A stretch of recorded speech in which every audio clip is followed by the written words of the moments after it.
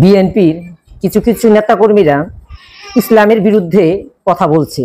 পূর্বে আওয়ামী লীগ যা করেছে, আওয়ামী লীগের প্রধানমন্ত্রী শেখ হাসিনা শুধুমাত্র একটা কথা বলেছিল যে রাজাকার, রাজাকারের নাতিপতি, এই শব্দটাতে কিন্তু তার বাংলাদেশ থেকে বিদায় নিতে হয়েছে, হেলিকপ্টারে করে চলে যেতে হয়েছে। তো বিএনপিও যদি তাদের নেতাকর্মীদেরকে যদি সামলাতে না পারে, তাহলে তাদের জন্য কঠিন সময় অপেক্ষা করছে বলে আমরা মনে করি।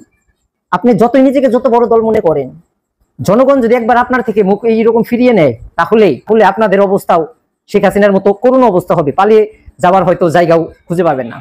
চরমোনাইকে আফগানিস্তান এবং জামাতকে পাকিস্তান পাঠাইতে চাইতেছেন, তাদের তো যাওয়ার জায়গা আছে, কিন্তু আপনারা যাওয়ারও জায়গা পাবেন না যদি আপনাদের নেতাকর্মীদেরকে মুখে এখনই কলু পাটকে না দেন।